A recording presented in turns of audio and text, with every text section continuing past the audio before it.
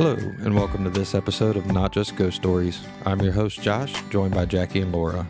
We are a small team of experienced paranormal investigators, and here we discuss different locations that we've investigated, along with a little history and the paranormal evidence that we found. Today, we'll be discussing a private investigation that we did that we were going to label the Blue House in Kentucky. History on this place was hard to find, so today we are bringing in our friend Donna Penick, co-founder of the paranormal group SPOOKE, proprietor of the shop Tuscarora Moon, and psychic who did a reading on the house. Hello, Donna. How are you today? Hey, hello. What can you tell us about the reading you did on that house? Well, the first thing that I encountered when I got there was a spirit of a older male. I'd say he had to be in his 60s, 70s. He pretty much controlled the house. So he was like what I would call your resident spirit. He's there. He takes care of everything else in the house. He's not wanting to cross over. He's where he wants to be. So I encountered him first, and he seemed pretty cantankerous, kind of grumpy, kind of controlling, and didn't want any of us in there. So my first assumption was it would be hard to kind of live or habitate that house at all with him there. So as I furthered the walk through, there was two other spirits there. There was a woman and a little girl. The woman seemed frightful to kind of talk about any history of the home. I think again the male dominant older male kind of controlled the spirits that were in the house. So she wasn't too well with speaking to me about any history or anything that may have happened there. The little girl seemed more kind of like an energy, kind of like a residual or an imprint. I do feel she was taken from there. At first, I didn't know who or why. So as things kind of unfolded to me there, from what I can remember, I felt there was Native American spirits on the land and across, like from where the land is. So I felt like something had happened, some kind of disagreement or war, or I wasn't fully sure. I'm still not, but I know they came in through the back part of that house and took the little girl, which eventually led the old man to kind of being like, no, I'm not welcoming anybody in here. Something bad's going to happen. And he just wasn't friendly at all because of what had happened. So I feel with this house, I don't think anybody could live in it. It was just, I don't even think cleansing would have helped because I feel he's a resident spirit and is more there, and he's not going anywhere. I just feel he's right where he needs to be. Well, with that said, the older gentleman that you're talking about, so you said you think he's kind of more of the all-around protector of the house. Is he protector of the land too, or just of the house? I think it was just more inside the house. I think outside it was kind of, all game on. Anything could go happen. Anything else could be on the grounds. It was just inside. He would like keep people away. Like he didn't want any of us in there. He didn't want me there for the walkthrough. So whatever happened with this little girl, I feel was a grandchild, and the woman might have been his daughter. So I'm not sure what transpired there that started it, but I did see flashes of her being taken, and I think she was taken by the Native American on the land. All right, and then would you happen to know, or could feel what type of American Native that we're talking about? I really couldn't tell. I just felt Native. And my husband was there, and he's pretty familiar with like different tribes and that, him being Cherokee. And he was telling me by things I was describing, it sounded like Shawnee. Okay. Which were prominent in that area, along with the Cherokee around in there. So you kind of get, a little bit of both, but Shawnee would, of course, definitely make sense too. Any other questions from you guys? You said that you felt the little girl was taken. I don't know if you went down in the basement, but down in the basement, it looked like there was a door to the outside, and I just got the impression that that's how the Indians got into the house to take the little girl. Yes, I did go to the basement. That's the same impression that I got as well. Well, Donna, we appreciate your information on the walkthrough and what we found so far on that. Now you are opening a shop in College Corner, correct? Yes. Hmm. Okay, and it's Tuscarora Moon, College Corner, Ohio. When is Grand opening May 6th. grand opening? Is Yeah. May 6th. That's awesome. So Yeah, thank you. I know that we're excited about that too. So, which sooner or later, for a preview, we'll end up getting to your shop here on the podcast too. So, Yeah. Still very much so active. More we're even working here. There's a lot we've had happen. yeah, Yeah, very cool. It's like the Blue House, how you guys were saying we couldn't really find much info on it. It's like here too, even though it's an old building, we really can't find much on it, just that they, were old. yeah. Yeah. So, Well, I remember we looked around for information on the Blue House, and it was like it almost just kind of popped up out of nowhere, and that's what we found.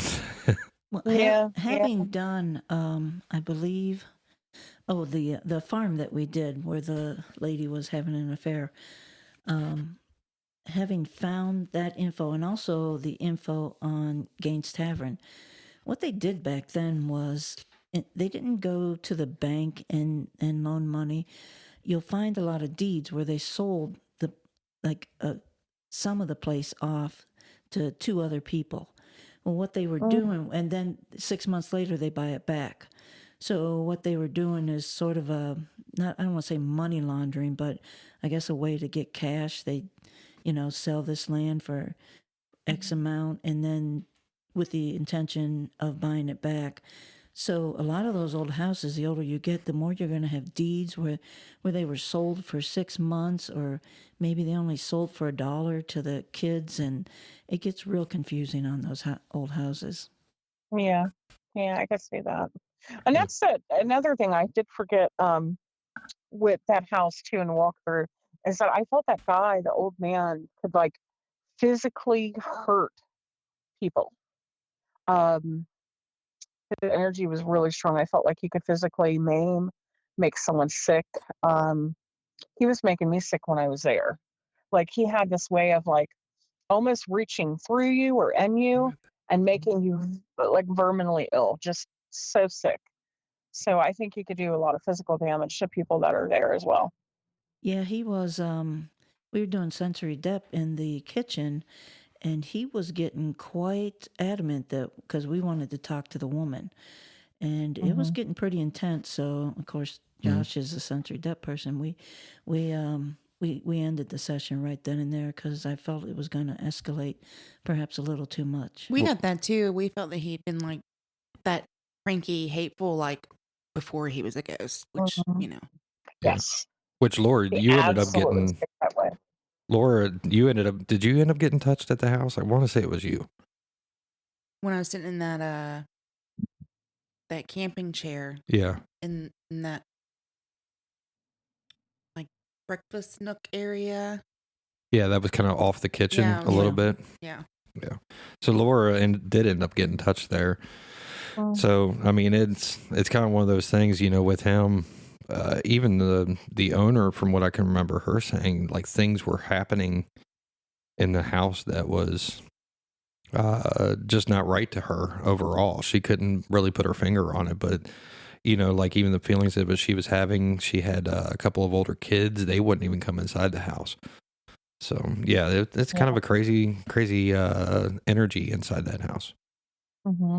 It's just been so long that I was trying to remember everything that I felt. But I mean, his whole energy just stuck with me, like to where I didn't take too much to recall, because he was making me really sick when we were there. He didn't want any of us in there. It's like from whatever happened, he wants to keep everybody out. Yeah. We got the impression he was protecting the little girl, Hmm. also. Yeah. Protecting her from everything. It didn't matter. We were just there to talk to her. He wasn't concerned about our intentions. He was just concerned that nobody's going to touch the little girl or talk to her or anything like that. Yeah. We did get the little girl. Dan and Tina were there, and Dan's very good with the dowsing rods. We did get the little girl to respond on the dowsing rods Oh, okay. quite a bit. And I believe, and I don't know if you can confirm this, I believe she tried to tell us she was 5 years old, maybe. I would say the child I saw looked about 5. And Okay. that's the funny thing because, like, the vibration, when I see the spirits, I work with vibration, and the vibration of seeing this child, it felt more like her vibration felt almost like a poltergeist or a residual energy or something that was just like on rotate or playing over, you know. There was a lot of anxiety attached to it. I didn't really get a chance to speak with her. I felt like there was something off with that whole energy of her. Um, and I couldn't figure out what it was for the time I was there, but it almost seemed like she might have been fused with something, or maybe that chaotic energy was about her because of whatever happened to her. It just, there was something off with it. Now, did you get any impression? I'm just wondering why. We went across the road because I had spoken to you and you had told us that you saw Hmm. Indians there. Hmm. Josh, Laura, and I went across the road, and that was a whole man. We could spend a couple weeks on what we encountered there. But Josh went wandering off. We'll get to that later. And Laura was talking to something out in the field. Something out in the field was talking to her, and the communication wasn't going well. So I could hear her muttering, "I don't understand. All you tell me is a number 4," or whatever she was muttering. But I was being shown, and I don't know why, I was being shown like what had happened through an Indian dance. Like there was a bonfire there and they were Hmm. dancing, and and I just kept looking at him going, I have no idea what you're trying to tell me and stuff. But so I was wondering, was the little girl Indian or was the little girl white, or was she half and half? If they told me why she wanted her, it was through dance, and I don't speak Indian dance, so. Right, right. Yeah, I never was clear what really happened. I know she was taken, but for what purpose, why, or anything, I don't know. Yeah. Well, have you ever noticed that these spirits like to try to do interpretive dance to Jackie all the time? It's like she should know what they're saying. I don't know. It could be they think, well, that she's too much of an idiot. We shouldn't speak to her with words. We'll dance her and answer. Well, and while we're going on about the stuff, across the street, there was a whole lot. Lord, you were trying to make contact, and you were, again, what do you remember? I mean, I remember the 4-4. I also remember Jackie, describing the dance that she was seeing. And just, it was kind of panicky too, because we kept losing you. Just, I don't know. We kept would losing Josh, is what like, she's saying. yeah, we would be able to Yeah. see where he was, and then we wouldn't be able to see where he was, and he just kept running off, and And he was acting and he weird. was acting weird. Yeah, he was like, "I'm supposed to go over here and talk to this guy," and we were like, "What guy?" Number one, you cannot go knock on that door if that's what you're talking about, being the neighbor, across the street and down the Mhm. way. But yeah, his behavior was just bizarre in that one. We should say that this was rural Kentucky. About midnight, the three of us are wandering around a cornfield. And at that point, I'm not worried about the spirits of the Indians. I'm worried about the Kentucky people shooting us because we're on property. And Josh keeps wandering off and talking like he's got to go see somebody and Right, stuff. and we had to have flashlights because it was not even ground at all. Like we had to crawl up an embankment to get up into that field. So I remember how it looked. I yeah, do, because I was thinking, yeah, I'm not going over there, and I didn't feel like I was welcomed over there. For some unknown reason, I just saw them. Oh yeah, they did. We always felt when we crossed the road that we had just crossed the battle line. Like the people Hmm. from the house weren't allowed over there, and the Indians weren't allowed at the house. And if they did cross, that was when the battle was going to commence and stuff. So and for me, I believe Okay. when Josh was saying that he was supposed to go talk to that guy, I honestly, given what Donna has said about her reading, am wondering if they weren't referring to the grandfather for Remember, Josh to go talk to him. right. When we lost Josh and Laura and I decided, we had a quick argument whether we should just let him go and claim the body the next morning, or should we go get him. So I think he had some of my equipment or something. We had to go get him and stuff. Yeah. When we found him, we go around a corner and he's standing there staring out into the cornfield. And the minute I got up next to him and saw what he was staring at, I went, no, we need to get out of here. I don't know what was in that cornfield. I do know there was a gathering in that cornfield. I do know they wanted everybody to come out there. And I do know that they did not mean us. They weren't going to give us beer and pretzels. They were out to do us harm and stuff. Because when Josh said, I'm supposed to go out there, I think I said, hell no. And that's when we dragged him back to the house. When we got back to the house and he was more himself, he did complain about they were in his head, and he kept saying, they want me to kill the grandfather. Mm-hmm. And my response was, the guy's already dead. Well, and my thing is I don't remember being out in the middle of the field at all. The middle, you were on the far end, not just the middle, wasn't he? Yeah. Well, and that's the whole entire thing. I don't remember it. When we crossed that road, it was at that point, I don't remember anything. Until pretty much waking up inside the house, and then trying to think of what I was doing, beforehand. Like, because it was total black at that point. It was almost like memory loss to me. I actually meditated on the number 4, and just recently, knowing that we were going to be doing the podcast, and I don't think it was the number 4. If anything, I think it was FOR, which still makes no sense. But I really believe that was early on when I was trying to learn to communicate with spirits. I think I just wasn't getting the Native American word correct. So I would love to know, like, what would be something that they would repeat that would sound something similar to 4, Donna, if you're like just learning to speak with spirits and things are fuzzy.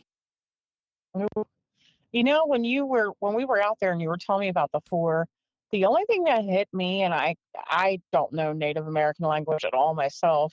I've had times where I've tried to speak with Native spirits and it does not go well since I don't know Native language or anything like that. So it's really hard for me when I go speaking with any Native spirits like that. I do know when you talked before, I kind of thought about like how they would have worked with like seasonal things, like the 4 seasons or 4 elements. Natives were very earthy, so I didn't know if that had to do with it. Like maybe they were trying to tell you some kind of season or some kind of element by like water, or what the purpose was, why it happened. I don't know. It was just me grasping at straws, but it's the only thing I could think of when we were out there when you told me about 4. I know I'm half tempted to ride back down through there because, I don't need it in the house or anything, and see if I could catch that word now that, I'm a little further into. Well, also, let's see, Josh was wandering the cornfield. Laura was looking out. The road was at my back, so Laura was looking to my right, off in the field. I was watching the Indian dance to my left in the woods. And when that got done, I turned to what Laura was, because I kept hearing her go, 4, you got to give me more than 4. So I turned to see what she was doing. And when I turned, in the middle of that cornfield coming towards me was a person with a wolf's head on. So, and the more I looked at it, it looked like he had killed a wolf and was wearing the wolf's fur over his head. And he was coming through that, and I have no idea what that meant either. And I asked Laura if she saw him, and I don't think you did. I didn't see him, but you could see like the stress on your face from having saw it. Like, it gave you shivers, it seemed. So you're pretty wise on that, so I'll take your word for it. But I wanted to see it. It was interesting, but a bit scary at midnight in the cornfield Yeah. with the Indians first doing the interpretive dance, and I had no idea what I was supposed to get out of that. And you're yelling at an Indian, 4, you got to give me more than 4. And then to turn around and watch this Native American come towards you wearing a wolf's head. Yeah. It was wild. To think back on it. At the time, we must have all been kind of slightly confused, messed up in the head, because thinking back on it now, that was a roller coaster of a night. It was, yes. Well, I mean, and then on top of it, not just what happened out in the field, stuff that was happening inside the house, Right. with the sensory depth that we ended up having, where you guys had to pull me out of it, and I could almost feel danger coming toward me anyways while I was doing it. But I'm kind of one of those where, we're ghost hunters, so we're stupid. So I'm like, yep, I'm just going to continue doing this, and if I get attacked, it happens. It's the only thing I could think to myself at that point. But we did have SLS cameras, where we were actually getting a lot of activity off of that, Donna, too, especially upstairs on the second floor. We had EVPs happening out of there. What else? I think we even had some pictures coming out with with some other stuff. I can't remember. What all do you guys remember? There was a picture. I was just starting to think of that. There was a picture I took of the window. Now I can't remember what it was, but it wasn't the window that I was seeing. But the camera took a picture of the window that possibly would have been there, or perhaps there was somebody standing in front of the picture and stuff. It was a picture that made you stop and go, "That ain't right." Mm-hmm. So that would maybe like a residual wall per se, like you were seeing what the house used to look like before. What were you going to say, Donna? I was thinking the same thing, like how it used to look. I've seen things like that. So you might have caught an image of what it used to look like. Yeah. That's true, yeah. And also, you're right about the little girl. We were getting a lot of responses from her on the dowsing pendulums, but there was a lot of play too. And a lot of times we were talking to a 5-year-old little girl, and at other times we were talking to a 5-year-old little spoilt brat, I guess is the way her energy would fluctuate quite a bit. Mm-hmm. Well, I remember at one point doing it with pendulums and even with dowsing rods, it all just stopped. Everything stopped moving. And then you just felt the energy kind of shift inside the room or the area that we were in. And that's when you're like, oh, Grandpa's here. The grandfather walked Yes. in. And If you it was remember even different. too, when I was doing the pendulum at one time, it was spinning so fast that the pendulum wasn't really hanging down. It was, just the faster it went, the more evened out it got. It is strange. I mean, that's the only place I've ever seen it get that out of hand. And I don't know about you two, but I got the impression that the female spirit really would have loved to talk to us, but I got the couldn't. I don't think she was allowed to. Donna, Mm-mm. you got the same thing, Donna? Yeah. Yeah. She absolutely was controlled. So, and do you think there's any reason for that, or you just think it's the grandfather figure that's just saying, nope, we're not going to talk? Yeah, I think it was a grandfather. Okay. See, and it's all kind of boiling down to him, and then exactly between what was going on between him and what was going on outside. Absolutely. Seemed to be the biggest thing that was happening at this house, which made for some really crazy energy overall. Yeah. It was one of those for me, it would seem like everything was happening and then it just nothing. Like it just, Mhm. not that it wasn't saying anything at times, just that it was completely not there anymore. It was almost like Grandpa went, enough. And everybody shut up. Mm-hmm. And I got a feeling it was that way in life too. So, Yeah. Now, Donna, we're talking about outside. We're talking about mainly across the street. You did a walk around on the house. Did you get anything in the back area or behind the house outside? Just them coming in to take her, Okay. from what I can remember. Okay. I know Dan and I took dowsing rods out there and we walked the entire, what they had been mowing. backyard looking for graves and stuff, but the dowsing rods never hit on any graves or anything. For me, I honestly don't even remember being in the back of the house. I'm going to go with we must have not spent a whole lot of time there. Just the kitchen. Where you were in the kitchen would have been the back of the house also. She's talking in the backyard, aren't you? Yeah, Oh, like yeah. and like Okay. outside. Yeah. Like, So, I mean, all I remember for me is that if I needed to take a break, I couldn't do it inside the house. I couldn't do it on the property. I actually had to literally go and sit inside the car. And that kind of, for some reason, things kind of slowed down for me to take a break. I do remember that. Again, going across the street, I don't remember anything. I can probably try to chime in and try to remember, but honestly, it all kind of scrambles up with me, which then started to lead on to problems that come to me later. But, yes. yeah. But, overall, I think the investigation was a really good investigation. I think we really got some really good stuff out of it. We made the homeowner kind of understand what's going on there.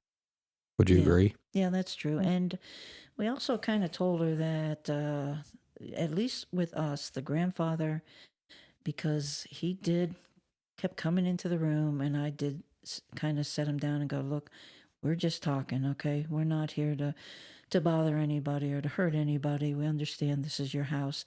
And he did kind of back off just a bit. So while there were things that could hurt you in that house, I think with a little bit of communication, the grandfather might have settled down a bit. Yep. And then we used all types of instruments throughout this whole entire thing. Did you all have a star piece of equipment? Oh, dowsing pendulum, dowsing rod. Okay. Yeah, mine's the pendulum. That I hate to pick the same one, but it's the only time I've ever seen it do that. You know, at certain ghost hunts, you're going to have a piece of equipment that works. So it's going to work for me, it's going to work for you, and you can take that same piece of equipment and go to another ghost hunt, and it won't work for anything. Yep. So it makes sense that if dowsing pendulums were working, they would work for me, they would work for you, they'd work for Josh. Yeah. But he was busy trying to kill a man who was dead. Yes. See, you see what I have to deal with, Donna. No, I'm just kidding. If it weren't for us, you'd be dead. Well, for me overall, the one thing that stands out to me was the SLS camera. It was working really, really well inside this house. We could actually try to get some responses when we were picking up on stuff. They would wave at us at least. So then it kind of gave us some kind of guide as far as where to go inside the house.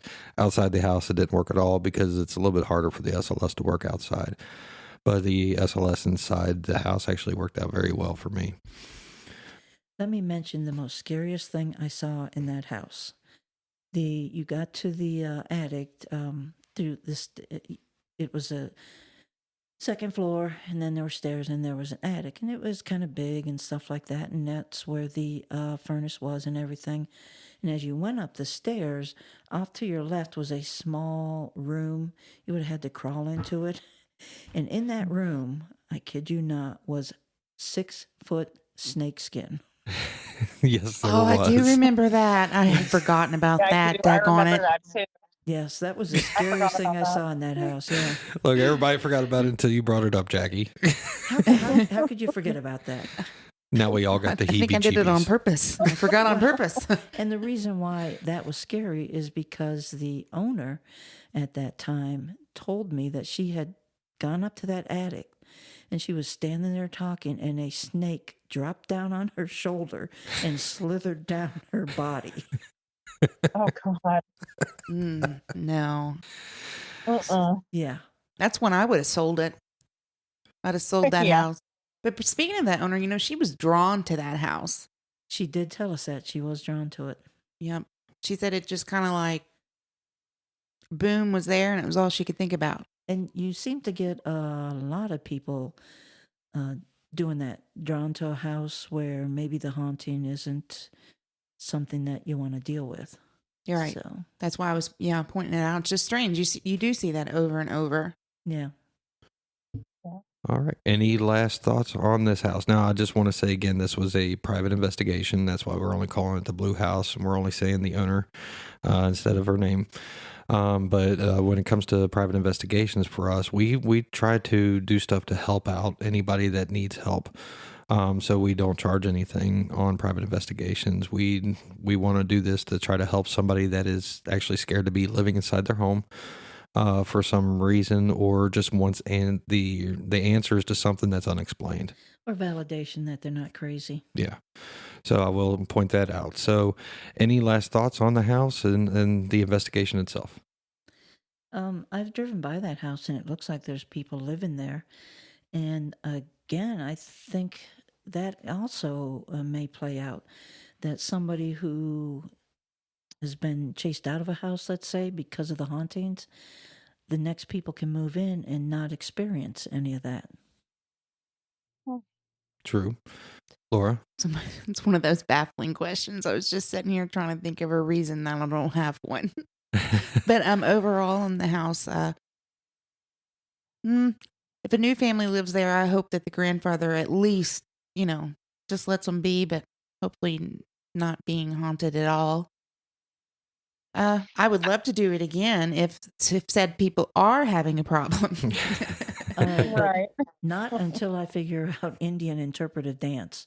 I'm not going back there till then. Donna, do you have any feelings about the house overall?